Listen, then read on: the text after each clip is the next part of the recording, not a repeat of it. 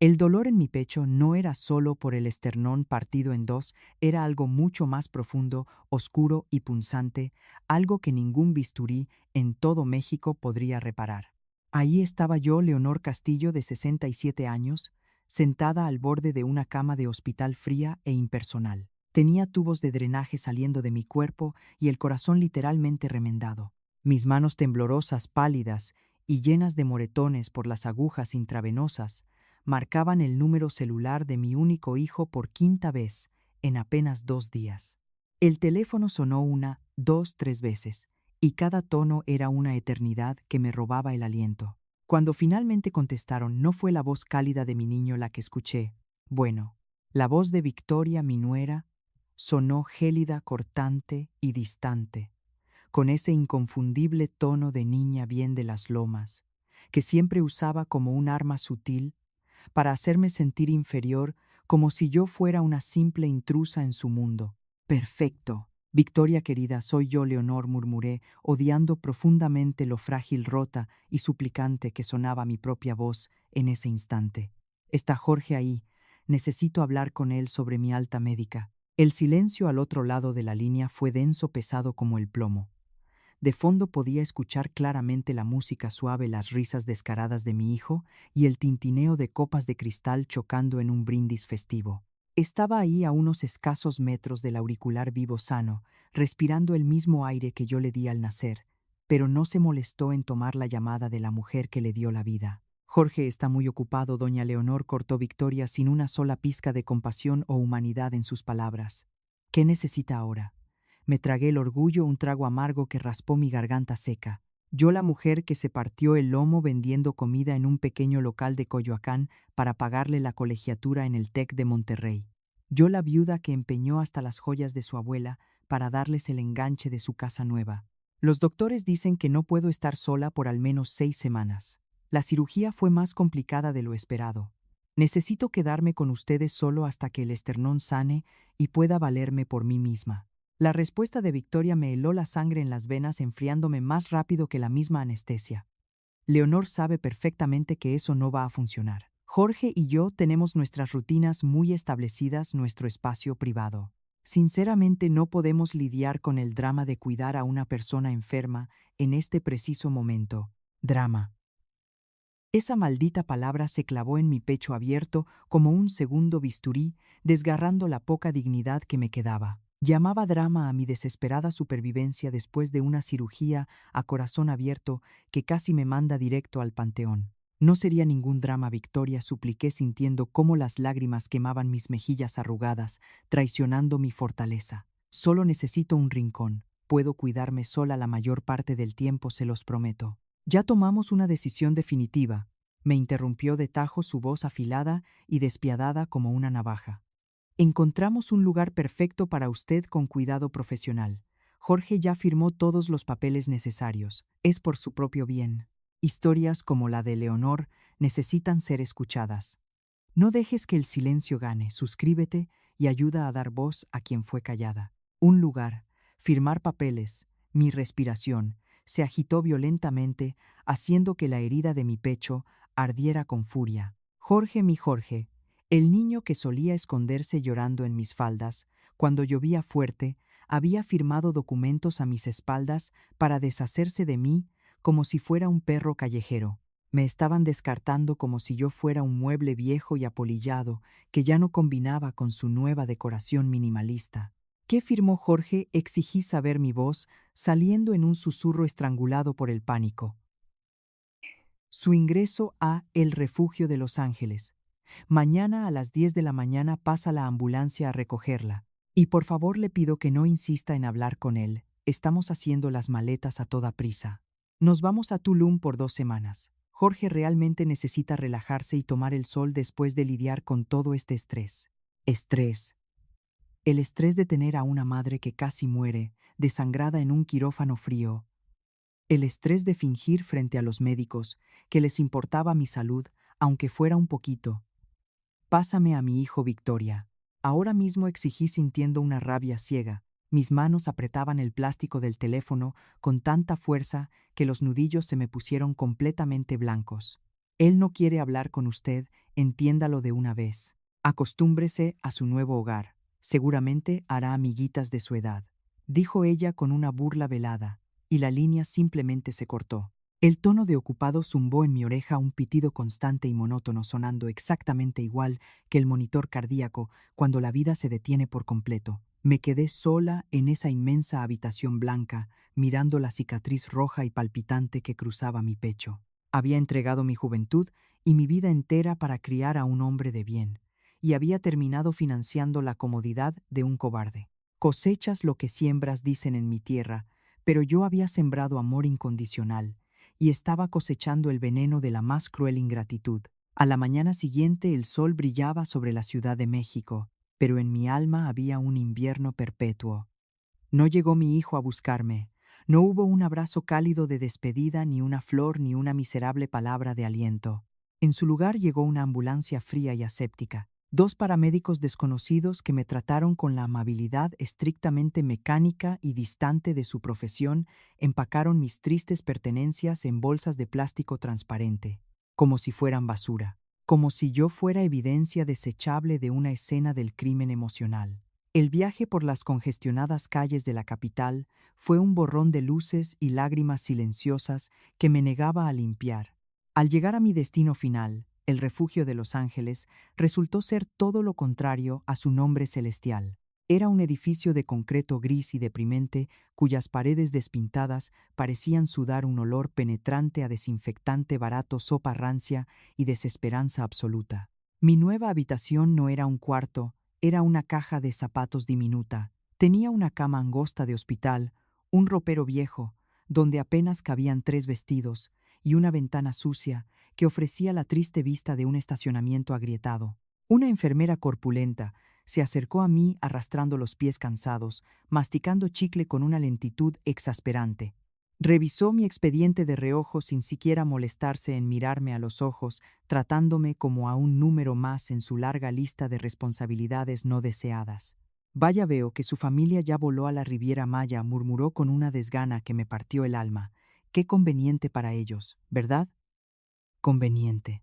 Esa maldita palabra se sumó a la palabra drama, resonando ambas en mi cabeza como un eco infernal y burlón.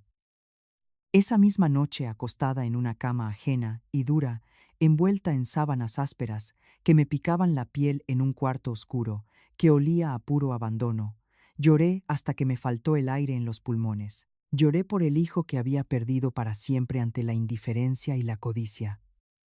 Pero mientras mis lágrimas calientes mojaban esa almohada barata, yo no sabía que esa misma indiferencia había dejado un rastro letal, un rastro sucio de papeles alterados, mentiras descaradas y firmas falsas, que muy pronto saldría a la luz. Porque Victoria creía firmemente que me había enterrado viva en este asilo lúgubre, pero cometió un error garrafal. Olvidó un pequeño detalle de la naturaleza: las semillas, cuando las entierras bajo presión, y en la oscuridad, no sé, mueren. Se transforman y germinan con una fuerza destructora. La primera noche en el refugio de Los Ángeles fue la más larga y oscura de mis 67 años de vida. El colchón de plástico era tan delgado que los fierros oxidados se clavaban directamente en mis costillas, compitiendo con el dolor punzante y agudo de mi esternón recién suturado. Pero el verdadero tormento no era físico. Era ese olor espeso y nauseabundo, una mezcla rancia de cloro barato, sopa de repollo hervida y muerte lenta, que se metía por las fosas nasales y te recordaba que estabas en la mismísima antesala del olvido. Miré el techo desconchado donde las manchas de humedad formaban figuras grotescas. Las sombras de la madrugada bailaban burlonas, como si se rieran en la cara de la gran doña Leonor, la mujer que cocinó miles de tamales para pagar una hipoteca sola, y que ahora no tenía ni siquiera un vaso de agua limpio en su buró. Es por su propio bien, había dicho Victoria. Claro, mi propio bien significaba estar rodeada de gemidos de ancianos abandonados a las 3 de la mañana, ahogándome en mi propia impotencia, mientras ellos seguramente brindaban con margaritas heladas en alguna playa exclusiva de la Riviera Maya. Me abracé a mí misma temblando de frío y de rabia bajo una cobija raída. Si alguna vez te has sentido invisible dentro de tu propia familia, quédate conmigo y suscríbete. ¿Desde dónde me estás escuchando ahora? También sientes que tu voz es silenciada. Escríbelo en los comentarios porque aquí ninguna lágrima se ignora. A la mañana siguiente, la luz pálida y enfermiza del sol se filtró por la ventana sucia. Una enfermera joven con la mirada vacía de quien hace esto solo por el sueldo mínimo entró bruscamente empujando un carrito de metal que rechinaba como un lamento interminable. Arriba, abuela. Toca baño de esponja, me ordenó sin siquiera darme los buenos días, tirando de mi sábana con una rudeza innecesaria. No me llames abuela, señorita. Me llamo Leonor.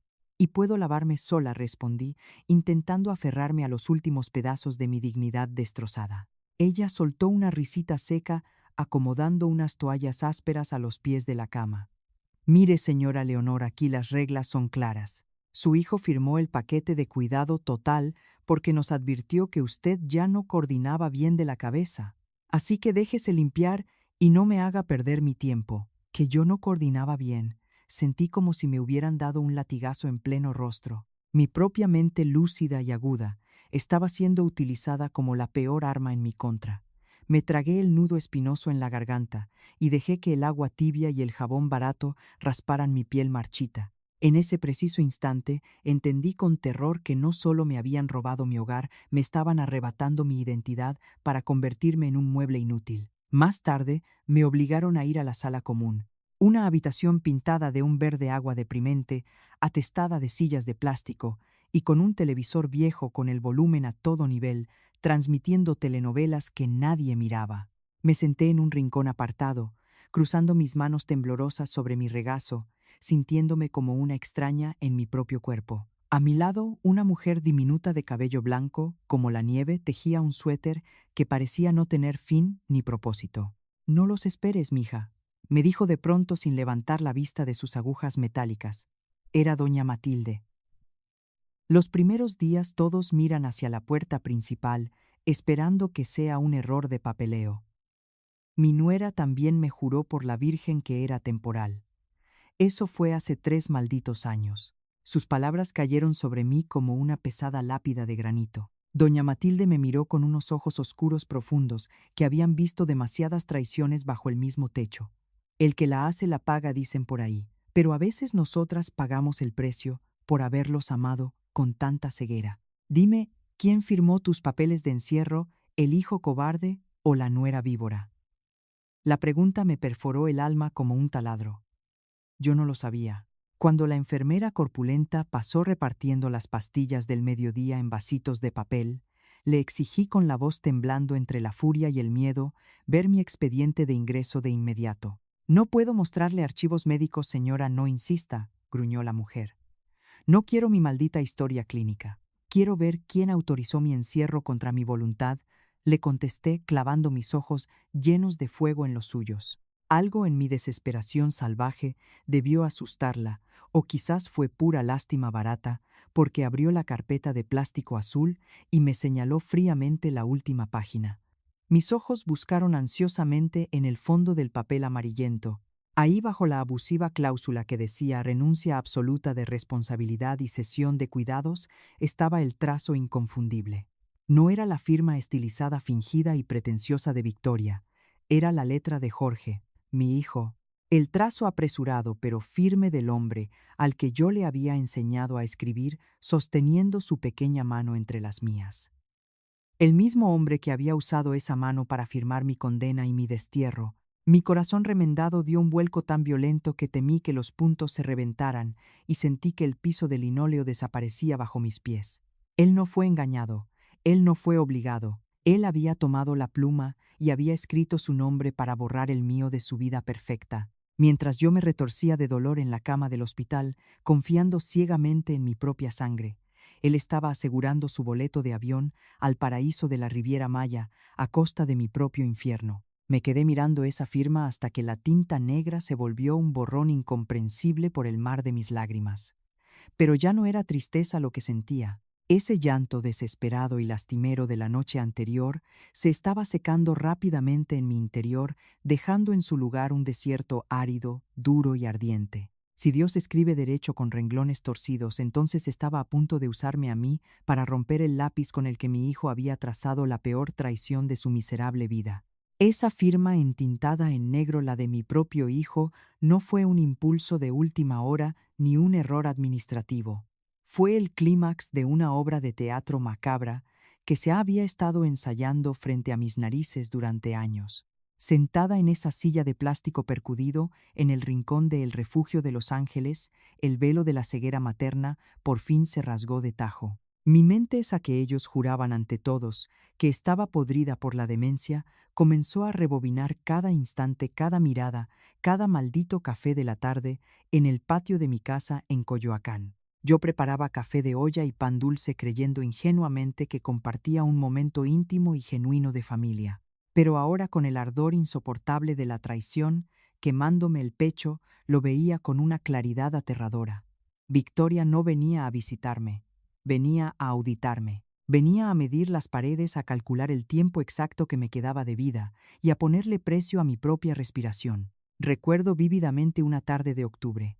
El viento mecía las bugambilias mientras Victoria se sentaba a mi lado. Con una mano perfectamente arreglada con uñas de acrílico francés, acariciaba la mía fingiendo una devoción compasiva que me conmovía hasta las lágrimas.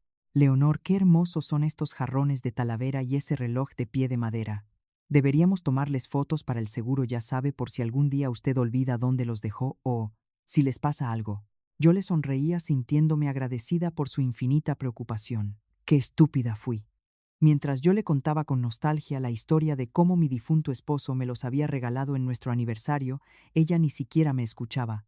Deslizaba su teléfono disimuladamente bajo la mesa, escaneando códigos y tomando fotos para buscar el valor de reventa en Internet. Me estaba desmantelando la casa y la vida pieza por pieza, mientras yo le servía más café y le daba las gracias por ser la hija que la vida me debía. El veneno de esa víbora no se quedó solo impregnado en mis muebles, se filtró lentamente hasta ahogar todas mis amistades. El aislamiento al que me sometió fue una obra maestra de manipulación psicológica tejida de manera tan sutil como una telaraña venenosa. Mis vecinas de toda la vida como Carmen dejaron de visitarme de la noche a la mañana.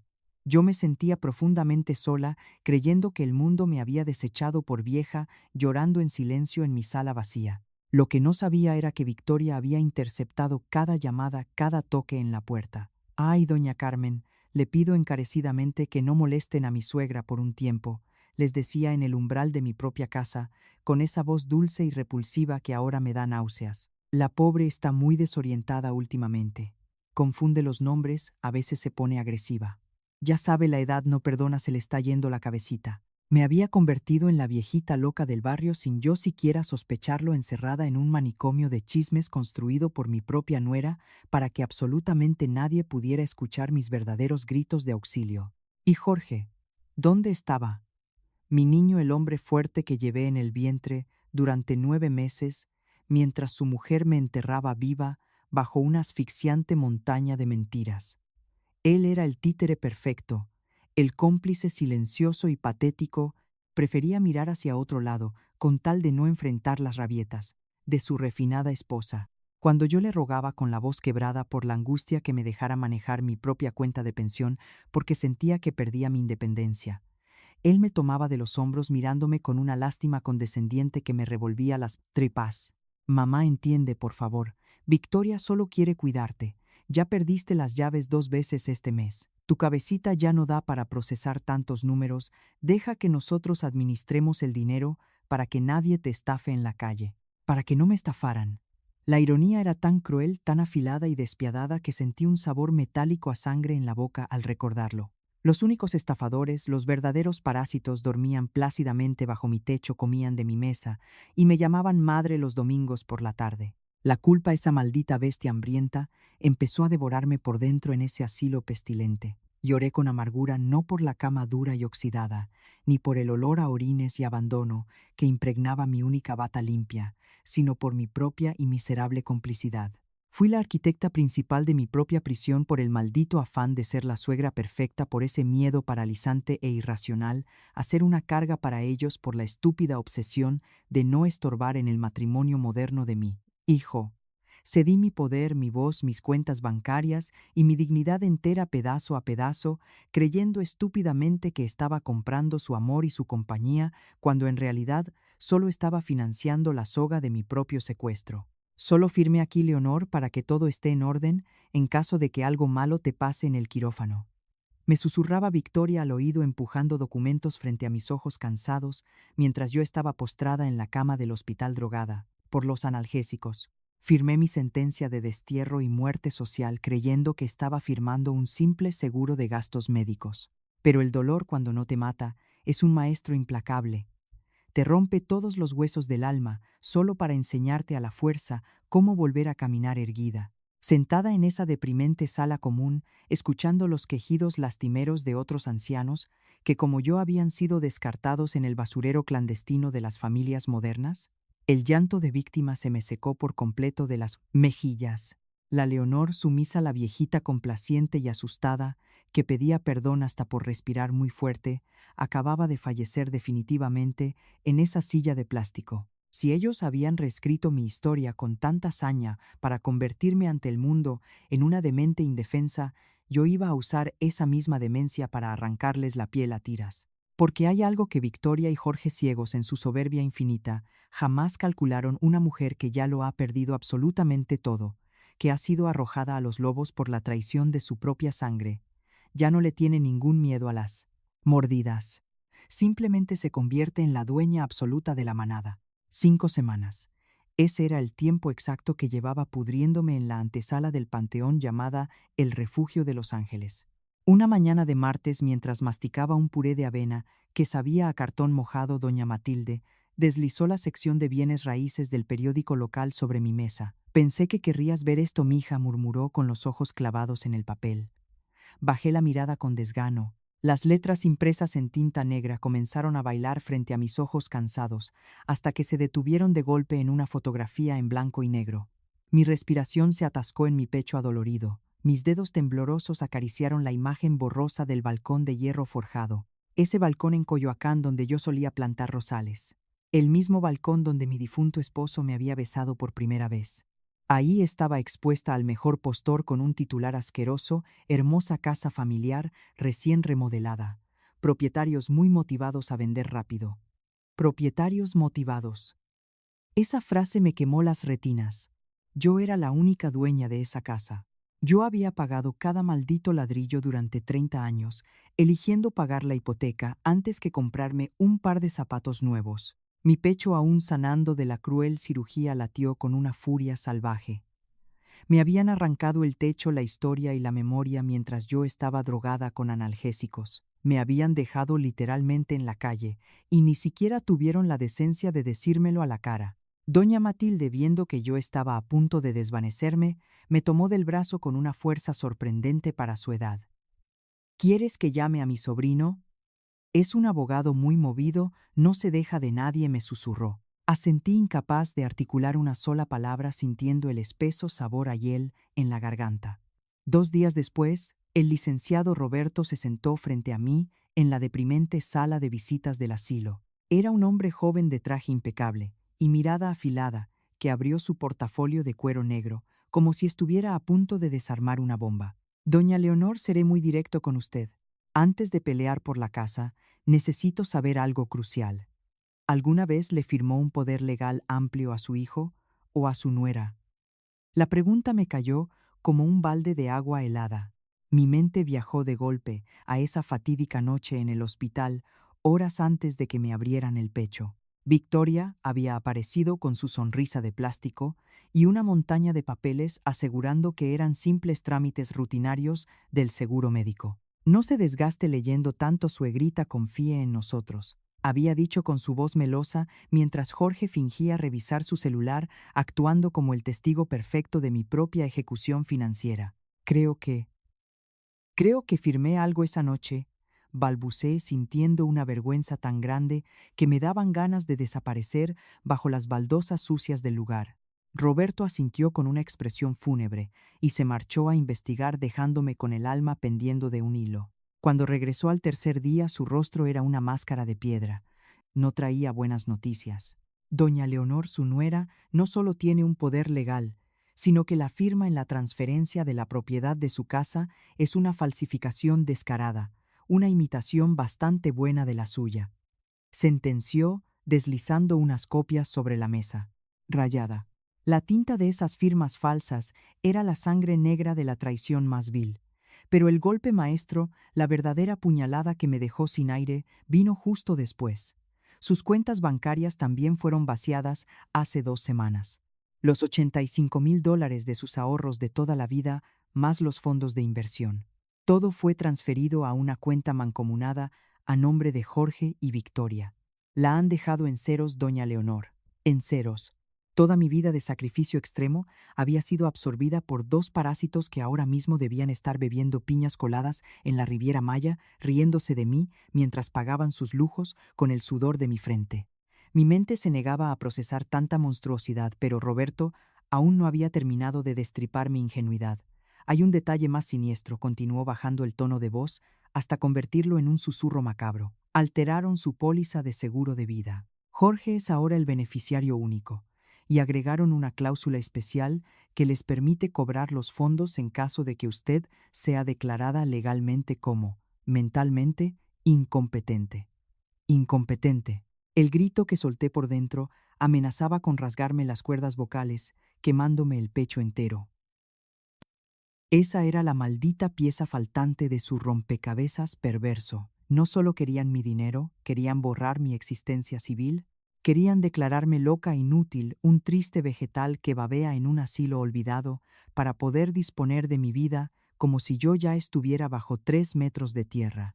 Y para rematar la ironía, doña Leonor, añadió el abogado, con una mueca de asco indimulable, los pagos mensuales de este asilo se están debitando de lo poco que dejaron en su cuenta. Usted está pagando por su propia jaula con el dinero que le robaron.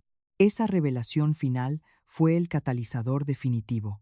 El dolor lacerante, la depresión paralizante y la lástima que sentía por mí misma se evaporaron en un maldito segundo. Fueron incinerados por una rabia tan pura, tan blanca y ardiente, que sentí que podría derretir el acero de esa deprimente sala de visitas. Victoria había calculado cada paso, sí. Había estudiado las leyes a la perfección para robarle a una vieja confiada. Me veía como una presa dócil, una suegrita ignorante de Coyoacán, que agacharía la cabeza, derramaría unas cuantas lágrimas y moriría de tristeza en silencio. Pero cometió un error garrafal, el error más grande de su patética y superflua existencia de niña rica falsificada. Olvidó que a las madres mexicanas nos pueden arrancar el corazón, nos pueden dejar sin un peso en la bolsa, pero si nos empujan al borde del abismo y nos obligan a abrir los ojos de golpe, no nos caemos. Nos crecen alas hechas de puro rencor. Miré al licenciado Roberto directamente a los ojos y por primera vez en meses una sonrisa fría, afilada y muy peligrosa se dibujó lentamente en mis labios marchitos. El tiempo de llorar en los rincones había terminado. Ahora comenzaba el tiempo de cobrar las deudas con intereses de sangre. La mirada del licenciado Roberto era una mezcla de compasión y urgencia. Me había despojado de mi realidad, dejándome desnuda ante la traición más vil de mi propia familia. Podíamos demandar civilmente para recuperar mis propiedades y mi dinero robado. Pero tomaría tiempo, y si no hacíamos nada al respecto, Victoria se quedaría con todo mi patrimonio, y yo me pudriría aquí hasta que el Estado tuviera que hacerse cargo de mis cuidados. El silencio que siguió en esa triste sala de visitas fue denso, casi asfixiante. Me miró fijamente y con un tono extremadamente cauteloso me hizo la pregunta que cambiaría el rumbo de esta pesadilla, señora Castillo. Antes de proceder, hay algo que debo preguntarle. ¿Está usted completamente segura de que me ha contado todo sobre sus finanzas? La pregunta me desconcertó profundamente. Él explicó que había encontrado indicios de que yo podría tener otros activos que Victoria desconocía por completo. Nos miramos en silencio durante un largo momento, y entonces, algo dentro de mi pecho, justo debajo de la cicatriz de la cirugía, se rompió, no de tristeza, no de dolor. Una sonrisa lenta se extendió por mi rostro, la primera sonrisa real que había tenido en semanas. Hay cosas que Victoria nunca supo, murmuré con calma, saboreando cada sílaba, como si fuera un dulce envenenado. Cosas que deliberadamente mantuve en secreto porque en el fondo nunca confié completamente en ella. Roberto se inclinó hacia adelante sobre la mesa rayada, claramente intrigado. Le hablé de mi hermana mayor Elena, quien murió hace 3 años en Guadalajara.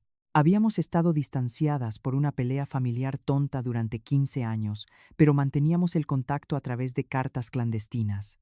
Como Elena nunca se casó ni tuvo hijos cuando murió, me dejó absolutamente todo. Roberto empezó a anotar furiosamente en su carpeta. ¿Qué tipo de activos? Le detallé una casa en Guadalajara que valía aproximadamente $200,000, una cuenta bancaria en México con unos 50,000 y joyas antiguas, y arte mexicano que ella coleccionaba apasionadamente. Solté una carcajada amarga. Victoria siempre decía que mi familia mexicana eran parientes pobres y nunca se molestó en preguntar sobre la vida de Elena. Su propio clasismo de niña rica la había cegado por completo, y hay más, sentencié asintiendo con la cabeza. Le hablé de mi cuenta de ahorros secreta abierta hace más de 20 años en el First Community Bank. Una cuenta que abrí mucho antes de que Jorge se casara, por lo que Victoria jamás supo de su existencia. Cada mes, sin falta, durante 2 largas décadas, deposité una parte de mi pensión de viuda en esa cuenta. $120,000, le revelé sintiendo el poder de esas palabras. Era mi dinero, por si acaso, mi red de seguridad blindada. Las palabras de mi difunto esposo resonaron en mi memoria. Él siempre me decía que una mujer necesita tener dinero propio, dinero que nadie más conoce. Él tenía toda la razón del mundo. Mientras recordaba su sabiduría, me pregunto cuántas de nosotras, las mujeres que entregamos el alma y la vida entera por la familia, guardamos un as bajo la manga para poder sobrevivir. El instinto nunca miente. Y si alguna vez sentiste esa necesidad imperiosa de protegerte en silencio de los tuyos, regálame un me gusta a esta historia y quédate conmigo, porque lo que viene es la prueba irrefutable de que la justicia divina a veces tiene cuentas de banco ocultas. Además de ese dinero en efectivo, le expliqué a Roberto que existían documentos de todo esto resguardados en una caja de seguridad impenetrable en el mismo banco. Allí también dormían en la oscuridad las joyas que me dejó mi madre, incluyendo un espléndido anillo de diamantes antiguo que valía al menos $15,000. Roberto se quedó en absoluto silencio por un momento, calculando mentalmente las cifras. Señora Castillo, estamos hablando de activos por aproximadamente $400,000 que Victoria y Jorge desconocen completamente. Tal vez más, susurró maravillado, como si hubiera encontrado oro. El rostro del abogado era un poema de incredulidad. ¿Por qué nunca le dijo nada a Jorge sobre esto?, inquirió, visiblemente confundido ante mi nivel de secretismo. La pregunta me hizo reflexionar profundamente sobre mi propio hijo. Al principio, era solo precaución, confesé bajando la mirada. Quería asegurarme de que Jorge me amara por quien era yo, no por lo que tenía para darle. Pero después de que él se casó con Victoria, comencé a notar pequeñas cosas perturbadoras en nuestra convivencia. La forma descarada en que ella siempre preguntaba sobre dinero, cómo calculaba mentalmente el valor de mis pertenencias al caminar por mi sala. Algo muy dentro de mis entrañas me decía que debía mantener secretos algunos activos. Su instinto la salvó. Mi instinto y mi esposo muerto, afirmé con una convicción que me heló a mí misma. Mi marido solía decir que si una persona solo muestra interés en tu dinero, eventualmente encontrará la forma retorcida de tomarlo todo. Roberto cerró su libreta de golpe. El sonido del cuero chocando contra la mesa resonó como el mazo de un juez de la Suprema Corte. Señora Castillo, esto cambia todo, sentenció con una voz que vibraba de adrenalina pura. No solo podemos recuperar lo que le robaron, sino que tenemos los recursos para llevar este caso hasta las últimas consecuencias. La bestia herida que habían dejado tirada como basura en este asilo pestilente acababa de despertar y tenía los colmillos afilados listos para desgarrar. Victoria juraba por su vida que me había dejado en la calle sin un solo peso, sin mi amada casa de Coyoacán y sin voz alguna, confiando ciegamente en mi supuesta senilidad. Se equivocó garrafalmente de víctima. Mientras ella y mi cobarde hijo se bronceaban en las playas de Tulum, bebiendo margaritas pagadas con el dinero sucio de mi hipoteca robada, yo estaba a punto de desatar un huracán legal, categoría 5, que iba a destruir su fachada de papel. Tenía el poder, tenía el capital intacto en mis manos, y tenía una furia hirviente que no se iba a apagar con unas disculpas baratas y lágrimas de cocodrilo. La cacería acababa de invertirse bruscamente. Ellos pensaron que yo era una simple oveja vieja y cansada lista para el matadero, sin saber que al empujarme al abismo, acababan de despertar a la dueña absoluta de la manada. Durante los siguientes días, el licenciado Roberto trabajó con una eficiencia implacable, fría y precisa que me dejó verdaderamente helada.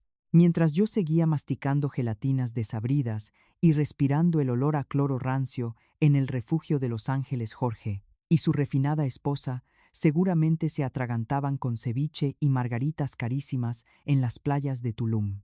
Bebían a mi salud pagando sus lujos obscenos con la sangre de mi hipoteca robada. Primero Roberto aseguró todos mis activos secretos, transfiriendo mi cuenta de Guadalajara y los dólares de mi fondo oculto a una bóveda impenetrable en la capital blindada, bajo nuevas medidas de seguridad. He contratado a un investigador privado.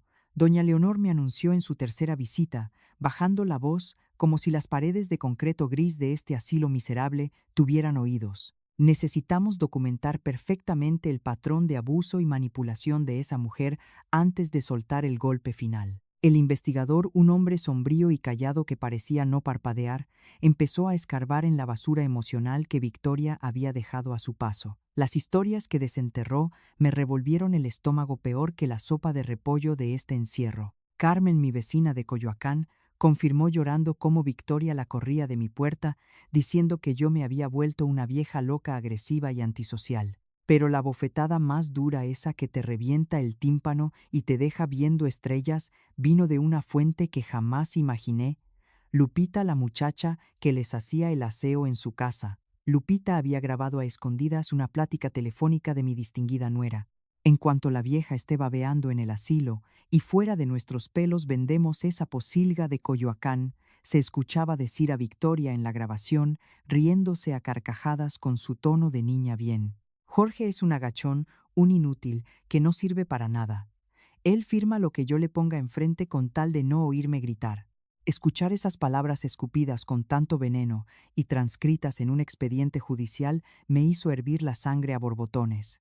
Mi propio hijo, el hombre por el que me partí el lomo reducido a un simple tapete donde esa lagarta se limpiaba los zapatos de diseñador. Me dolía el alma, pero Roberto traía un as bajo la manga que me congeló el aliento y me hizo olvidar cualquier rastro de lástima materna. Doña Leonor, agárrese fuerte, me advirtió, abriendo una carpeta roja con semblante sepulcral. Descubrimos que Victoria consultó a 3 abogados diferentes antes de su cirugía. Estaba averiguando el proceso legal exacto para obtener la tutela completa sobre usted y declararla legalmente como mentalmente incompetente.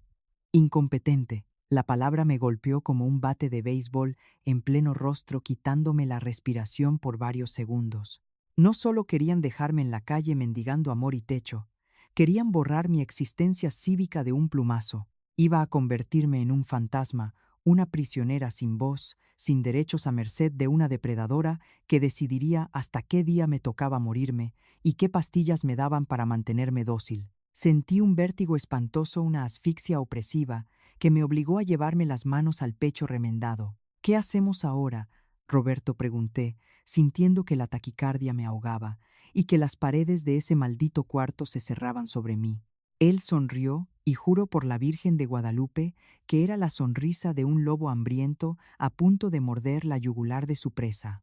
Ahora, doña Leonor, le damos la vuelta a la tortilla y atacamos sin piedad. El plan era una verdadera obra maestra de la justicia divina. Íbamos a presentar cargos criminales por falsificación, abuso de adulto mayor y fraude, y gracias a mi dinero secreto de Guadalajara, contrataríamos a un especialista financiero en recuperación de activos para congelarles absolutamente todo. Roberto iba a poner un gravamen sobre la casa de Jorge y a bloquear cada maldito centavo de las cuentas que me habían robado. Todo esto sucedería de manera simultánea exactamente mientras ellos tenían los pies enterrados en la arena blanca de Tulum, subiendo fotos felices a sus redes sociales. Regresan en 3 días. Los cargos se presentarán mañana por la mañana, sentenció el abogado, ajustándose la corbata. Cuando aterricen en el aeropuerto de la Ciudad de México, se van a quedar sin un solo peso, ni siquiera para pagar el boleto del estacionamiento o el taxi de regreso a su casa. La anticipación me recorrió la espina dorsal como una descarga eléctrica, erizándome la piel. Durante décadas fui la madre sacrificada, la suegra dócil, que agachaba la mirada para no incomodar a los niños, la mujer que tragaba veneno para no hacer pleito. Esa mujer pendeja y sumisa se había muerto desangrada en el quirófano, pero la estocada final, la que me demostró que el mismísimo diablo viste de marcas caras y usa perfume francés, me la dio Roberto antes de levantarse de la silla. El investigador descubrió algo mucho más oscuro, doña Leonor. Victoria hizo esto mismo hace 8 años en otra ciudad. Convenció a un viudo de 70 años de traspasarle todos sus bienes y desapareció sin dejar rastro antes de que la familia pudiera meterla a la cárcel. El piso de linóleo desapareció bajo mis pies. Jorge no solo se había casado con una arpía clasista, se había acostado y aliado con una criminal de cuello blanco, una estafadora profesional que cazaba ancianos como deporte. Y ahora esa criminal de quinta y mi hijo cobarde estaban a punto de aterrizar directamente en las fauces de la trampa de acero que yo misma les había tendido. Que Dios los agarre confesados, porque esta vieja incompetente no les iba a tener ni una gota de piedad. El día que Victoria y mi hijo regresaron de su nidito de amor en Tulum, fue sin exagerar el día más glorioso y satisfactoriamente retorcido de toda mi existencia. Yo no estaba en el Aeropuerto Internacional de la Ciudad de México para verles las caras, pero el licenciado Roberto me mantenía informada minuto a minuto, como si estuviéramos narrando la gran final de un mundial de fútbol. Me imaginaba a mi nuera bajando del avión con su bronceado carísimo, sus lentes oscuros de diseñador y su actitud de diva intocable, pavoneándose mientras mi hijo cargaba las maletas como su vil chalán. Seguramente venían riéndose a carcajadas, creyendo que la vieja estúpida seguía babeando frente a un televisor descompuesto en el asilo. Lo que la muy infeliz no sabía era que ese bronceado caribeño le iba a durar exactamente lo que tardaran en ponerle el uniforme beige del reclusorio, porque la justicia en México a veces tarda en despertar, pero cuando llega con la cartera llena y la rabia hirviendo te aplasta sin piedad como una aplanadora. A las 2 de la tarde en punto, su vuelo tocó tierra firme. A las 2:30, mientras esperaban su equipaje en la banda, agentes de la Policía de Investigación Ministerial los abordaron por la espalda. Según me contó Roberto, Victoria intentó hacer un escándalo digno de una telenovela barata del Canal de las Estrellas. Gritó que no sabían con quién se estaban metiendo, que ella era una mujer de alta sociedad y que iba a hacer que los despidieran a todos por atrevidos. Pero las esposas de Acero Frío no entienden absolutamente nada de clasismos ni de apellidos compuestos. Los arrestaron ahí mismo frente a cientos de pasajeros curiosos que grababan con sus celulares por los delitos de fraude maquinado, falsificación de documentos y abuso de adulto mayor.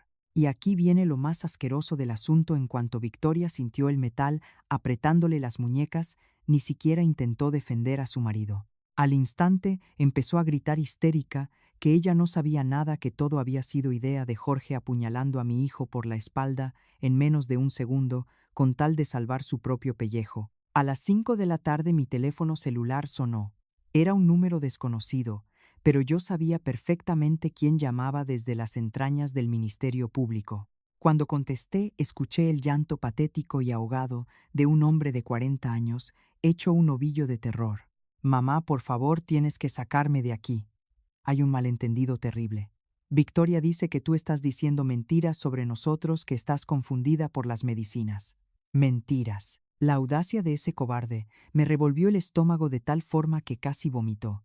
Quería que yo, la madre a la que descartó como basura, lo rescatara de su propia estupidez monumental. Jorge, le contesté, con una voz de hielo que no me conocía ni yo misma.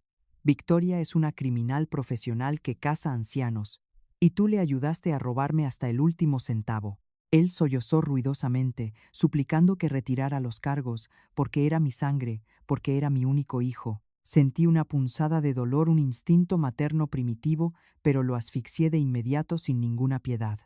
La sangre no firma papeles para aventar a su madre a un asilo de mala muerte, Jorge. La sangre solo me escurrió cuando me abrieron el pecho en el hospital y ahí tú brillaste por tu ausencia. Le colgué el teléfono sin sentir el más mínimo remordimiento. 5 minutos después, el aparato volvió a sonar. Esta vez era ella, Victoria había perdido por completo toda su pretensión de niña fresa y educada. Su voz era puro veneno destilado, siseando a través de la bocina como una serpiente acorralada. Escúchame muy bien.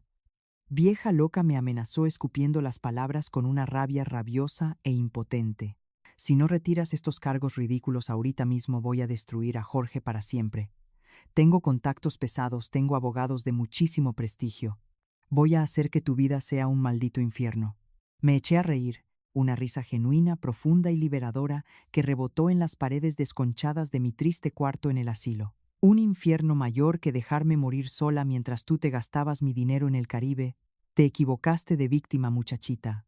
Yo tengo los recursos que me quisiste robar y la paciencia infinita de una viuda a la que ya no le asusta nada. Jorge ya está destruido por tu culpa, y tú, mi reina, no tienes ni para pagar la fianza porque te congelé hasta la cuenta del súper. Se hizo un silencio sepulcral en la línea antes de que ella colgara de golpe derrotada. Me quedé sosteniendo el aparato sintiendo cómo una paz inmensa inundaba cada rincón de mi pecho cicatrizado.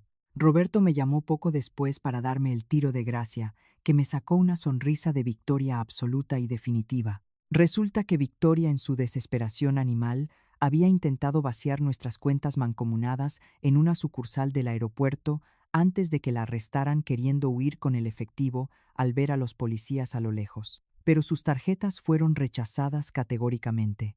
Rebotaron en pleno mostrador frente a decenas de personas porque nuestros especialistas ya habían bloqueado todo el sistema financiero a nivel nacional. La gran señora de sociedad no pudo ni siquiera sacarle un miserable peso al cajero automático antes de que le leyeran sus derechos. Y el juez de control, al ver su negro y largo historial de estafas en otros estados de la República, le había negado rotundamente el derecho a salir bajo fianza por alto riesgo de fuga. Iba a dormir en una celda de concreto helado, rodeada de criminales de verdad, sin cremas importadas ni sábanas de seda. Colgué con mi abogado y miré por la ventana de mi pequeña habitación en el refugio de Los Ángeles. El sol comenzaba a ocultarse sobre el caótico horizonte de la Ciudad de México, pintando el cielo de un naranja encendido que anunciaba por fin un nuevo amanecer. A la mañana siguiente yo abandonaría este chiquero para siempre. No volvería a mi antigua casa en Coyoacán, pues estaba contaminada irreversiblemente por sus recuerdos falsos y sus manipulaciones enfermizas, sino que me mudaría a un complejo residencial de lujo para adultos mayores que Roberto me había conseguido pagado al contado con mi propio dinero recuperado y mis fondos secretos de Guadalajara. Esa noche, por primera vez en muchas semanas dolorosas, no hubo pesadillas de encierro ni lágrimas de soledad reprimidas bajo la almohada. Al apagar la luz de la mesita de noche, abracé mi independencia recién ganada con el alma serena y el pulso firme. Había perdido a mi único hijo en manos de la codicia ciega, sí, pero en el violento y oscuro proceso de la traición me había recuperado a mí misma. Y esa, sin duda alguna, era la mejor victoria de toda mi larga vida. La mañana de mi liberación amaneció fría, pero para mí el aire contaminado de la Ciudad de México nunca había sabido tan dulce, tan lleno de vida. Guardé mis pocas pertenencias en una maleta nueva y fina que Roberto me había mandado comprar. Mientras caminaba por el pasillo del refugio de Los Ángeles por última vez, el sonido de mis zapatos, resonando contra el linóleo, atrajo la atención de la enfermera corpulenta, esa misma que me había tratado con un desprecio inhumano desde el primer día. Al ver a los cargadores de la mudanza privada llevándose mis cosas hacia una camioneta de lujo, la mujer se quedó paralizada, soltando el chicle por pura impresión. La miré de arriba a abajo, ajustándome mi abrigo de lana con una lentitud calculada y con una sonrisa que cortaba como el cristal roto. Le dije: guárdese su avena rancia y sus malos tratos. Señorita, que esta vieja loca se va a desayunar caviar a un restaurante de 5 estrellas. Fue un placer casi pecaminoso ver cómo bajaba la mirada humillada, dándose cuenta de que había estado pateando a la dueña del circo y no a uno de los payasos. Mientras mi chofer privado me abría la puerta del vehículo, mi teléfono vibró en mi bolsa. Era mi comadre Carmen llamándome con una mezcla de histeria y triunfo vibrando en las cuerdas vocales. El destino, en su infinita y poética ironía, me tenía preparado un giro espectacular antes de llegar a mi nueva casa. Leonor, no vas a creer la desfachatez de esa lagarta, me gritó Carmen por la bocina casi sin respirar. Resulta que Victoria, hundida hasta el cuello en una celda preventiva y desesperada como un animal acorralado, había gastado sus limitadas llamadas desde el reclusorio para intentar sobornar a mis antiguas vecinas. Quería que Carmen mintiera ante el juez, que jurara por Dios que yo llevaba años mostrando signos severos de demencia senil. ¿Y qué le dijiste, comadre?, le pregunté, sintiendo un nudo de expectación. La mandé a la fregada, me contestó orgullosa. Le dije que la única enferma mental era ella por meterse con una madre mexicana, y colgué para reportarla con tu abogado. Con esa brillante movida dictada por el pánico, la muy estúpida de mi nuera acababa de sumarle el delito de obstrucción a la justicia a su ya asqueroso expediente. El karma no estaba caminando hacia ellos, les estaba pasando por encima como un camión de carga sin frenos. Esa misma tarde, ya instalada en mi nueva suite, que no olía a cloro sino a flores frescas y sábanas de hilo, recibí la llamada que había estado esperando. Era Jorge. Su voz ya no tenía ese tono altanero y apresurado de niño bien intocable. Sonaba como un niño chiquito roto, asfixiado por el terror. Mamá, los del banco vinieron hoy. Nos van a embargar la casa. Me cancelaron las tarjetas y no tenemos ni para pagarle al abogado de oficio, lloriqueaba arrastrando las palabras con desesperación. Victoria, me gritó desde la cárcel, que todo esto es tu maldita culpa, que nos estás destruyendo deliberadamente por pura venganza. Sentí una punzada en el corazón, ese viejo terco y estúpido instinto de protegerlo, pero lo asfixié en mi pecho sin titubear. Yo no te destruí, Jorge, le respondí con una frialdad quirúrgica que lo enmudeció. Victoria te robó a tu propia madre por pura ambición. Y tú, por ser un agachón y un cobarde, le detuviste la puerta mientras lo hacía. Si te estás quedando en la calle hoy, es porque apostaste tu vida al caballo equivocado. No hubo respuesta, solo un sollozo ahogado y lastimero antes de que yo le cortara la llamada definitivamente. 2 días después, Roberto vino a mi nueva terraza a traerme el desenlace de esta tragedia griega.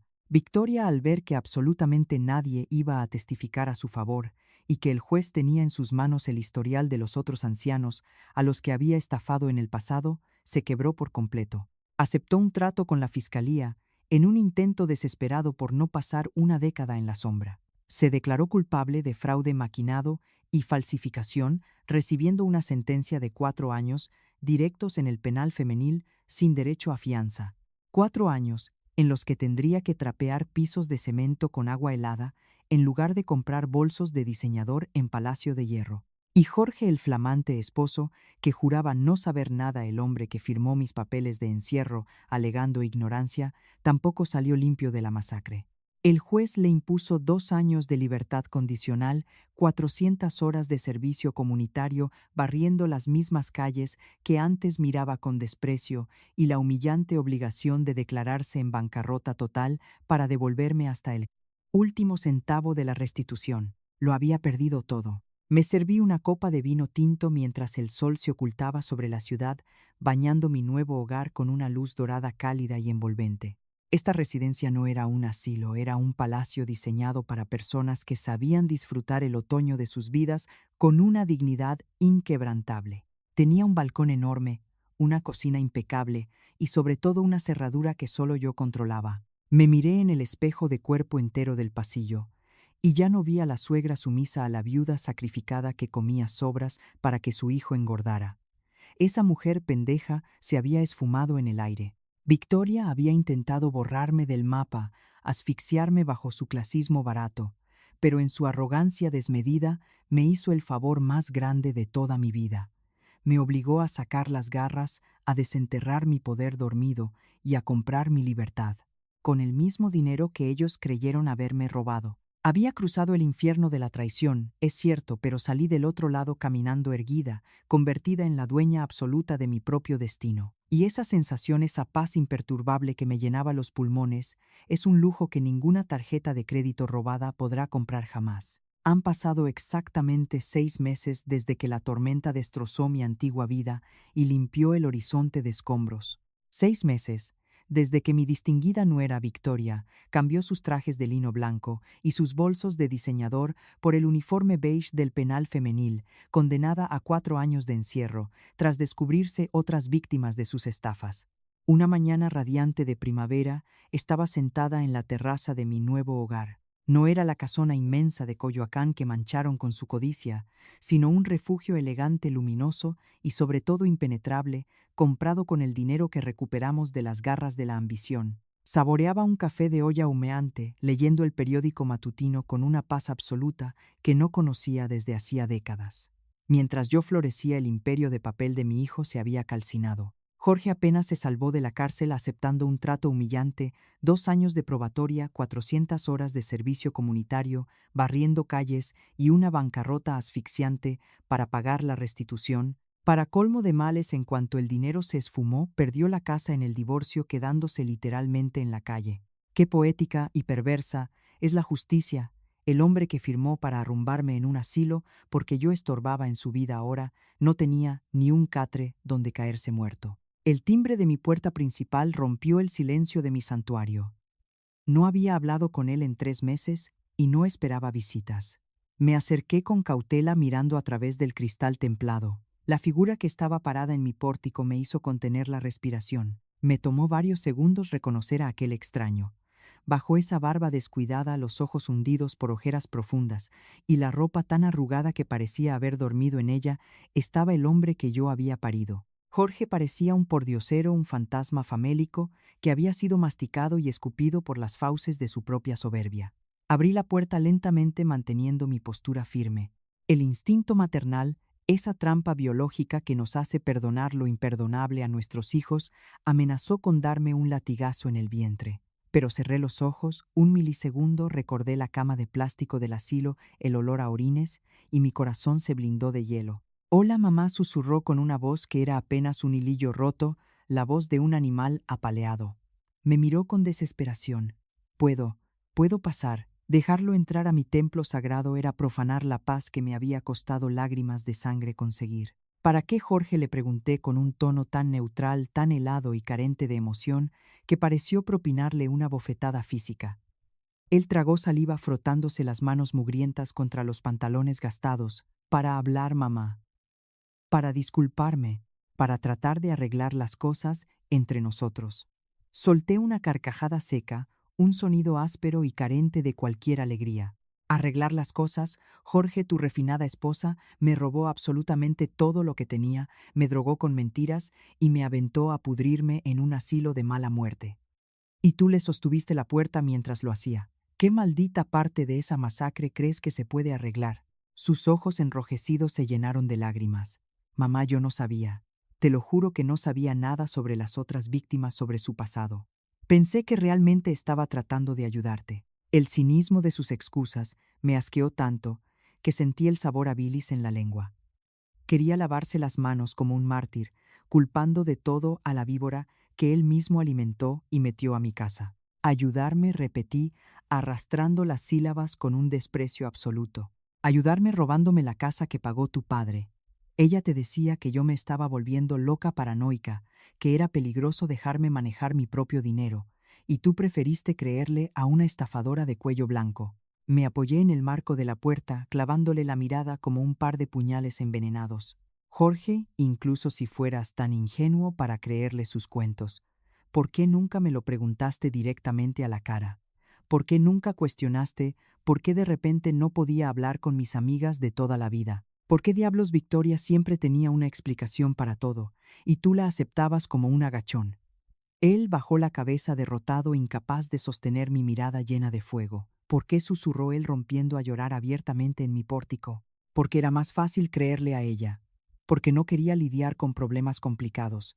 Porque era un egoísta. Al menos por primera vez en toda su inútil existencia adulta, estaba siendo brutalmente honesto. Sí, eras un egoísta de lo peor. Pero había algo mucho más patético en verlo ahí parado mendigando compasión en mi puerta. De pronto me di cuenta de la cruda y asquerosa verdad. Jorge no venía a buscar el perdón de su madre porque le remordiera la conciencia en las madrugadas. Venía a buscar a la vieja sacrificada que siempre le resolvía la vida. Venía buscando un techo caliente y un plato de comida gratis, porque su bancarrota lo había dejado en la miseria, y ya no tenía a dónde carajos ir. Su ruina lo había empujado a mi puerta, no el genuino amor filial. Mamá, ¿hay alguna forma de que puedas perdonarme?, suplicó levantando el rostro bañado en lágrimas. ¿Alguna forma de que podamos reconstruir nuestra relación? Lo observé detenidamente sin un ápice de lástima. El hijo que yo había idealizado estaba muerto, enterrado junto con mi ingenuidad.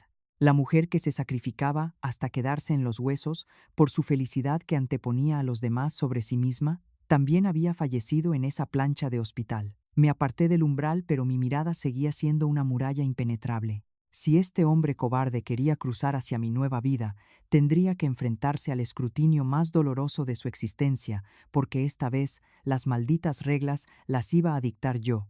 Jorge, siéntate en esa silla, le ordené con una frialdad tajante, señalando un asiento de mimbre en mi pórtico, bañado por el cálido sol de la primavera.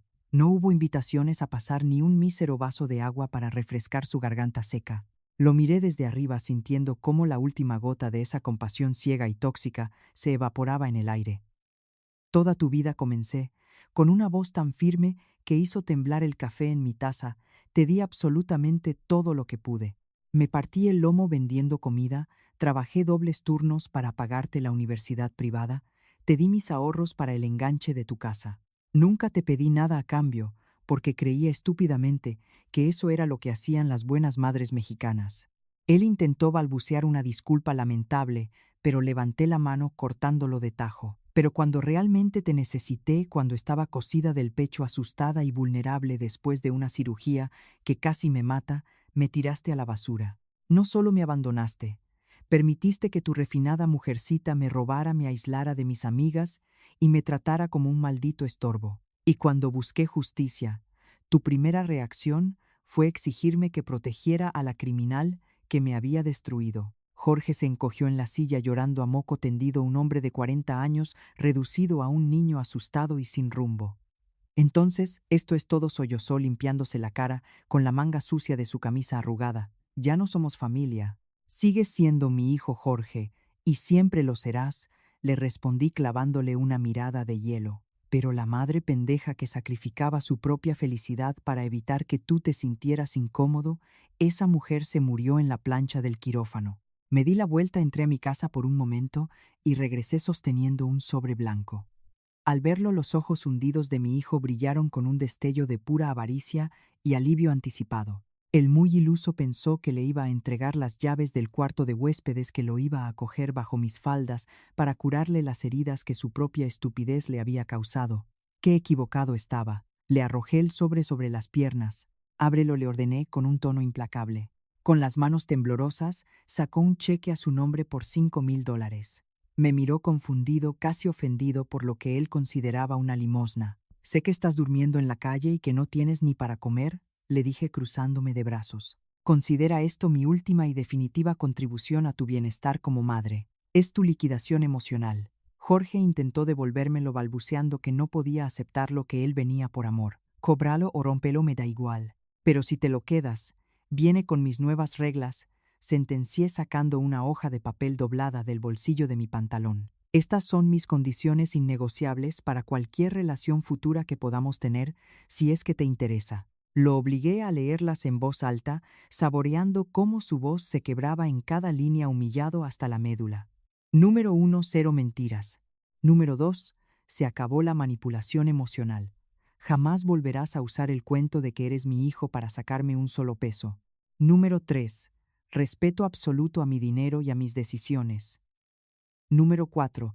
Yo no soy tu cajero automático ni tu rescatista. Afrontas las consecuencias de tus propias idioteces. Y la número 5, la que le dio la estocada final en su orgullo de macho contacto, estrictamente limitado. Me puedes llamar una sola vez al mes, le aclaré, rematando su ego. Y si quieres visitarme, sacas cita previa como si fueras al dentista. Se quedó mirando el papel durante largos minutos, procesando que la gallina de los huevos de oro le acababa de cerrar el gallinero en la cara para siempre. Dobló la hoja, se la guardó en el bolsillo y, con la voz derrotada de quien no tiene absolutamente ninguna otra opción, para sobrevivir, murmuró: acepto. No me gusta para nada, pero acepto. Me encogí de hombros inquebrantable. No se trata de que te guste Jorge. Se trata de que entiendas que el respeto se gana, no se hereda. Se levantó pesadamente arrastrando los pies hacia la salida, pero se detuvo en el último escalón del pórtico. Mamá, ¿alguna vez vas a perdonarme realmente? La pregunta flotó en el aire cargada de un patetismo insoportable que ya no me conmovía. Jorge, ya te perdoné, le confesé, y era la pura verdad. Pero perdonar no significa que me dé amnesia y mucho menos significa que las cosas vuelvan a ser como antes. Significa que ya no cargo con el veneno del rencor hacia ti. Te deseo lo mejor, pero ya no voy a permitir que vuelvas a sangrar mi vida. Lo vi alejarse caminando con la cabeza gacha, perdiéndose en la calle arbolada. No sentí ganas de correr a abrazarlo. No sentí tristeza. Sentí una libertad tan grande y expansiva que casi me hace flotar. Esa misma tarde mi comadre Carmen vino a tomar el té a mi nueva y hermosa cocina. ¿Crees que cumpla tus condiciones?, me preguntó dándole un sorbo a su taza de porcelana. Honestamente, comadre, no lo sé. Y esa es la parte más hermosa, ya no me importa, le respondí con una sonrisa inmensa.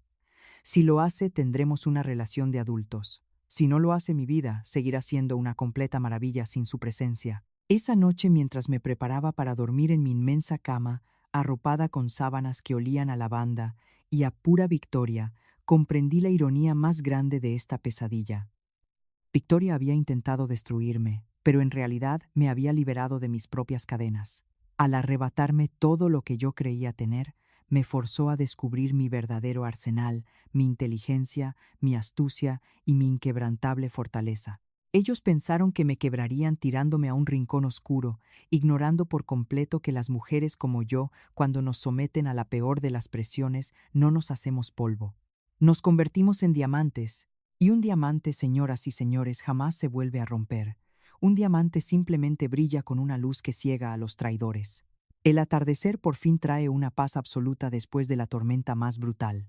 ¿Cómo está tu corazón ahora después de escuchar este viaje de justicia y renacimiento? Tómate un segundo, respira profundo y escribe en los comentarios una sola palabra que defina esta historia para ti. Tu voz es el eco que hace que estas historias vivan para siempre. Esta historia y sus personajes son obras de ficción creadas estrictamente con fines de entretenimiento y reflexión. Sin embargo, los oscuros temas abordados en este relato, tales como el abuso financiero de adultos mayores, la manipulación psicológica intrafamiliar, el aislamiento forzado y el fraude, son realidades crudas y dolorosas que ocurren todos los días en nuestra sociedad.